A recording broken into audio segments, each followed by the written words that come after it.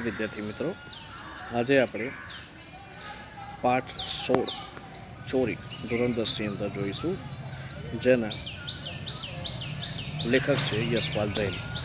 તેમનો જન્મ થયો હતો 1912 અને નિધન થયું હતું 2000. आपका जन्म अलीगढ़ जिले के विजयगढ़ कस्बे में हुआ था. बाल साहित्य पर आपने अपनी लेखनी चलाई. बाल मनोविज्ञान पर उन्होंने अनेक कहानियाँ लिखी. सन 1990 में उनको भारत सरकार का प्रतिष्ठित पुरस्कार पद्मश्री प्राप्त हुआ. अजंता एलोरा, अहिंसा और भारत के यात्री उनकी ख्यातनाम कृत्य है. नौकर हमारे परिवार का अंग होना चाहिए. हमें उसके साथ आत्मीय व्यवहार करते हुए स्वीकार करना चाहिए. हम जो खाते हैं वह नौकर पे मिलना चाहिए, ताकि मानवीय और सौहार्दपूर्ण वातावरण से घर में सुख शांति और आनंद बना रहे. इस संदेश के साथ एक परिवार की कहानी यहाँ सुंदर ढंग से प्रस्तुत की गई है. सुंदर ढंग से प्रस्तुत की गई है. कमरे को साफ कर झाड़ू पर कूड़ा रखे जब बिंदु कमरे से बाहर निकला, तब बरामदे में बैठी मालती का ध्यान उसकी ओर अनायास से चला गया. उसे देखा कि एक हाथ में झाड़ू है पर दूसरे हाथ की मुट्ठी बंद है और कुछ पीछे की ओर जानबूझकर आड़ में कर ली गई. मालती को लगा हो न हो कमरे से बिंदु कुछ लाया है. उससे कहा, बिंदु. 2 कदम पर बिंदु उसने मानो मालती की आवाज़ सुनी ना हो. वह चलता ही गया, बल्कि मालती ने देखा कि उसकी पुकार पर बिंदु की चाल में कुछ तेजी आ गई. गुस्से में भरकर उसने कहा, बिंदु, ओ बिंदु, ठहर, कहाँ जाता है. इतना कहना था कि बिंदु तो दौड़ने लगा और वह गया. मालती के संदेह की पुष्टि के लिए यह सब काफ़ी था. उससे तेजी के साथ कहा, सुनते हो जी, देखो बिंदु कुट लिए जा रहा है, जल्दी आओ. नंदन अपने कमरे में बैठा अपने पत्र के लिए कुछ लिख रहा था. मालती का यूँ चिल्लाना उसे अच्छा नहीं लगा और उसने चाहा कि टाल दे, पर मालती माने तब न. एक सपाटे में वह कमरे में आ गई और बोली, झटपट उठो, देखो बिंदु मुट्ठी में दबाए हुए कुछ ले गया है.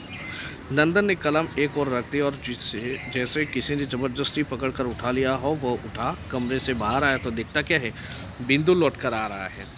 एक हाथ में झाड़ू, दूसरा रीता और नीचे लटका है. उससे देखते ही मालती उबल पड़ी. क्यों रे बिंदु के बच्चे, मैं गला फाड़ती रही और तू रुका तक नहीं. बोल, हाथ में क्या ले गया है. बिंदु का चेहरा फक. बोला, कुछ नहीं बीबी जी. झूठा कहीं का. क्यों रे, तेरे हाथ में कुछ नहीं था तो मेरे पुकारने पर फिर तू रुका क्यों नहीं. मालती ने रोषपूर्ण स्वर से पूछा. बिंदु से बोला नहीं जा रहा था, कहे तो क्या कहे. तब नंदन आगे बढ़ा, बोला, घबराओ नहीं, सच बताओ कि क्या ले गए थे. सच बापूजी, मेरे हाथ में झाड़ू थी और कूड़ा था. फिर वही झूठ. मालती ने चिढ़कर कहा, इससे पुलिस में दे दो. लातों के देव कहीं बातों से मानते हैं. इस बेईमान के ऊपर घर छोड़ रखा है तो इसलिए कि चीज़ उठा कर ले जाए और ऊपर से झूठ बोले. नंदन ने मालती को शांत कर कहा, असली बात जानने का यह तरीका नहीं है. फिर बिंदु को उसने प्यार से समझाया और कहा, मैं तुमसे कुछ कहूँगा नहीं, ठीक ठीक बताओ कि क्या ले गए थे. किंतु बिंदु घबराया सा खोया सा धरती की ओर देखता रहा और नंदन का बहुत आग्रह हुआ तो उसने इतना ही कहा, मैंने कुछ लिया है. नंदन फिर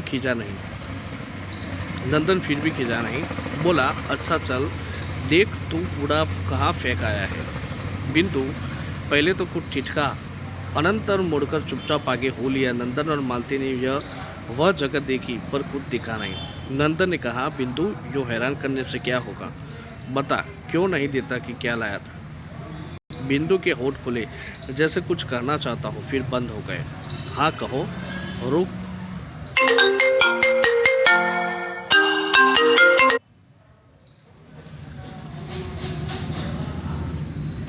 हाँ कहो, रुक क्यों गए. बिंदु के होठ खुले जैसे कुछ कहना चाहता हो, पर फिर बंद हो गए. हाँ कहो, रुक क्यों गए. नंदन ने शांत स्वर में कहा, बाबूजी. बिंदु फिर चुप.